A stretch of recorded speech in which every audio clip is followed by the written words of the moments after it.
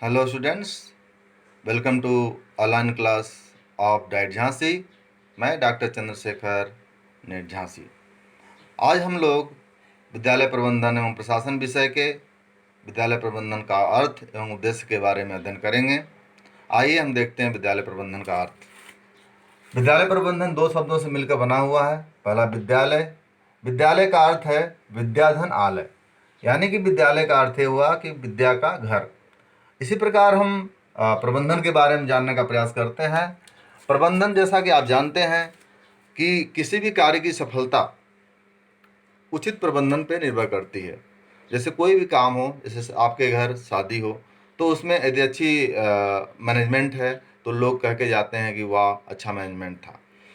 तो इस प्रकार इस बात से भी आप सहमत होंगे कि कोई भी कार्य तभी सुचारू और व्यवस्थित रूप से संपन्न होगा और उसमें गुणवत्तापूर्ण और प्रभावकारी परिणाम आएगा जब आप उचित मैनेजमेंट करेंगे।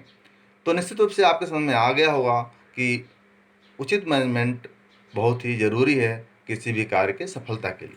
आइए हम देखते हैं।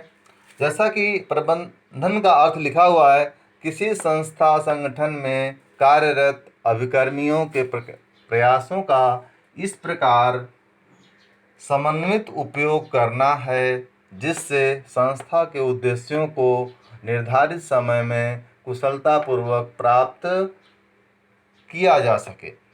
इसका मतलब ये हुआ कि हर संस्था का एक उद्देश्य होता है और उस उद्देश्य को प्राप्त करने के लिए उस संस्था में काम करने वाले कर्मचारियों का प्रयास समन्वित होना चाहिए।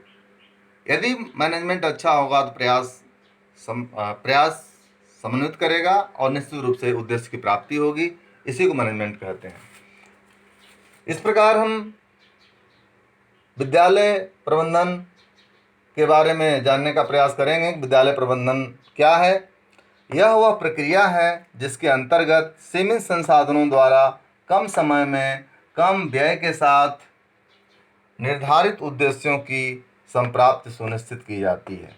इस प्रकार आपने देखा विद्यालय प्रबंधन का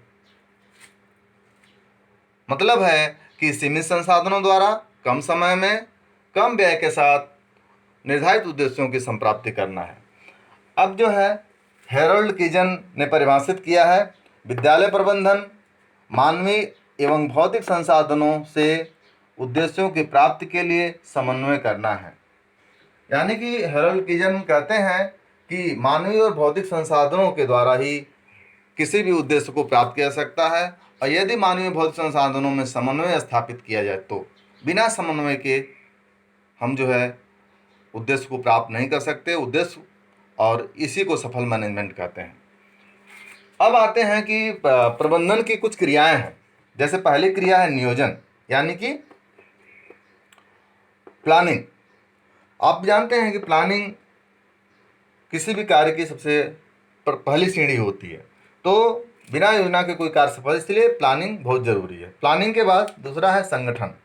संगठन से यहाँ तात्पर्य समूह, यानी कि जो संस्था में कार्य करने वाले व्यक्ति हैं वो मिलजुल कर काम करें, तभी जो है प्रबंधन अच्छा होगा।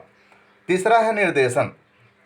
निर्देशन मतलब डायरेक्शन, यानी कि निर्देशन, योजना और संगठन तभी सफल होगा जब उचित निर्देशन होगा। बिना उचित निर्देशन के योजना और संगठन सफल नहीं होगा। यानी कि निर्देशन स्पष्ट और बोधगम्य होना चाहिए। अगला है अभिप्रेरणा। अभिप्रेरणा का अभिप्रेरणा का प्रबंधन की भूमिका में महत्वपूर्ण योगदान है। किसी भी स्टूडेंट्स से हमें कार्य करवाना है, संतोषजनक पूर्वक कोई काम सफलता प्राप्त करनी है, तो उसको प्रेरित करना पड़ेगा। बिना अप्रेरणा के हम संतोषजनक कार्य नहीं करवा सकते। नेक्स्ट है नियंत्रण। नियंत्रण भी प्रबंधन की क्रियाओं में से एक महत्वपूर्ण क्रिया है, क्योंकि जब तक जो है पूरे संस्था के या उस कार्य के लोगों पर संतुलित नियंत्रण नहीं होगा, तब तक हम जो है उचित प्रबंधन नहीं कर पाएंगे। निर्णय लेने की क्षमता भी होनी चाहिए, प्रबंधन की प्रमुख अंगों में से एक है। अब हम जो है अभी हम जान गए कि विद्यालय प्रबंधन का अर्थ क्या है, और अब हम जो है नेक्स्ट वीडियो में आगे उद्देश्य के बारे में जानने का प्रयास करेंगे। धन्यवाद।